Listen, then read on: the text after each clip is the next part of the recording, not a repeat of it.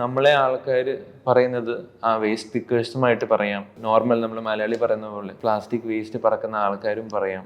രണ്ടാമത്തെന്ന് വെച്ച് കഴിഞ്ഞാൽ ഒരു ഇന്നോവേറ്റീവ് രീതിയിൽ ചോദിച്ചു കഴിഞ്ഞാൽ അവരെന്തോ പ്രൊഡക്റ്റ് ഉണ്ടാക്കുന്നു അറിയാം. പക്ഷെ കാർബൺ ആൻഡ് വെയിലിന്റെ ഒരു മെയിൻ പർപ്പസ് അക്രോസ് ഒരു ഫ്യൂച്ചർ പെർസ്പെക്റ്റീവ് നോക്കി കഴിഞ്ഞു കഴിഞ്ഞാൽ എങ്ങനെയാണ് നമ്മൾ ആസ് എൻ ഓർഗനൈസേഷൻ ഒരു റീസൈക്കിളർ ആവുകയാണെങ്കിൽ ഇന്ത്യയിൽ ഓരോ ജനങ്ങൾ ഒരു വീട്ടിൽ തന്നെ ഈവൻ ഇപ്പോഴത്തെ ഒരു ഗ്രാജുവേറ്റ്സ് ആയാലും സ്റ്റുഡൻസ് ആയാലും ഞാനൊരു സ്റ്റെപ്പ് എടുക്കുന്നു ഒരു പ്ലാസ്റ്റിക്കിന് ഒരു ലൈഫ് കൊടുക്കാൻ വേണ്ടി, ഞാനൊരു സ്റ്റെപ്പ് കൊടുക്കുന്നു പ്ലാസ്റ്റിക് തിരിച്ച് മണ്ണിലോട്ട് പോവാണ്ടിരിക്കാൻ വേണ്ടി. അതാണ് ഒരു ലോങ്ങർ വിഷൻ.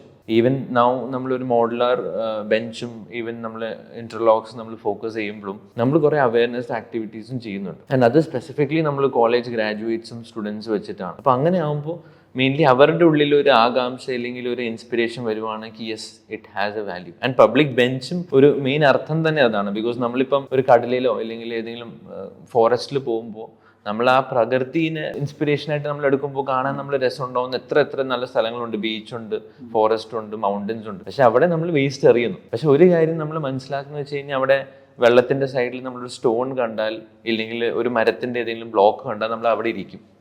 ഒരു കംഫർട്ട്. ഈ പബ്ലിക് ബെഞ്ചും തിരിച്ച് പ്ലാസ്റ്റിക് വേസ്റ്റ് ഉണ്ടാക്കിയിട്ട് നമ്മൾ തിരിച്ച് പബ്ലിക്കിന് കൊടുക്കുന്നത് അതിന് വേണ്ടിയാണ്. ഇറ്റ്സ് നോട്ട് ജസ്റ്റ് നമ്മൾ റീസൈക്ലിംഗ് കാണിക്കുന്നു. This is plastic waste can also be comfort for you.